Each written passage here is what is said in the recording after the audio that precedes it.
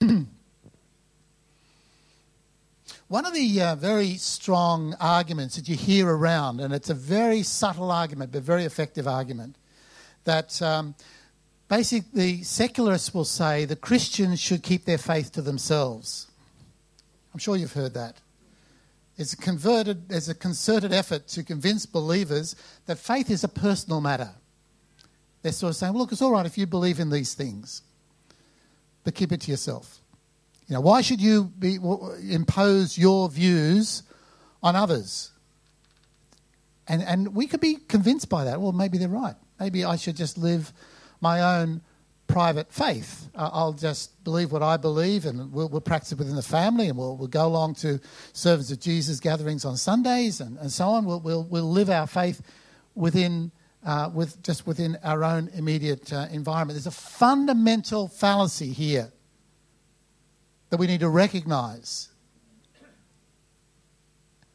And that simply is that we have a role to play as Christians to protect and nurture the well-being of the society in which we live.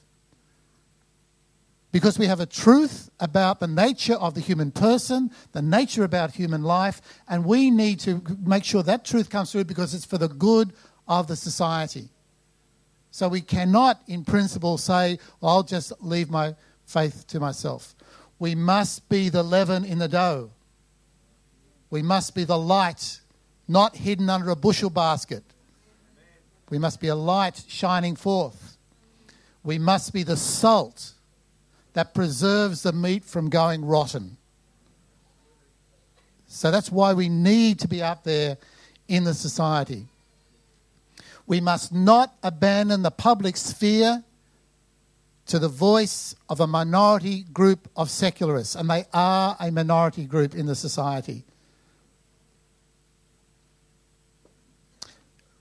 Pope John Paul, I think, captured this whole idea in a very simple and striking phrase. He just said on a few occasions, he said, the eclipse of God will lead to the eclipse of man. The eclipse of God will lead to the eclipse of man. He developed this argument in his great encyclical on life, Evangelism Vitae, where he speaks about the struggle between the culture of life and the culture of death. It's a great encyclical to read, Evangelism Vitae, the struggle there is in society between a culture of life and the culture of death. And he says there, when the sense of God is lost, there is also a tendency to lose a sense of man, of his dignity and his life. In turn, the systematic violation of the moral law, especially in the serious matter of respect for human life and its dignity, produces a kind of progressive darkening of the capacity to discern God's living and saving presence. So when a society does withdraw itself from God, it will lead to a darkening of the human mind, of the human conscience. And that's the threat that we face.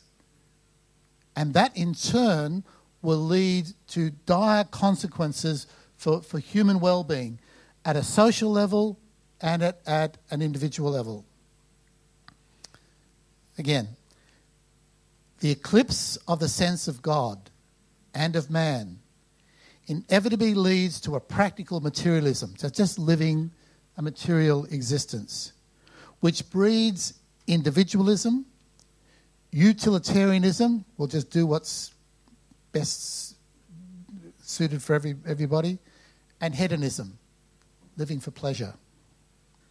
Here too we see the permanent validity of the words of the apostle. And since they did not see fit to acknowledge God, God gave them up to a base mind and to improper conduct. Romans 1:28. The values of being are being replaced by those of having. The values of being are being replaced by those of having.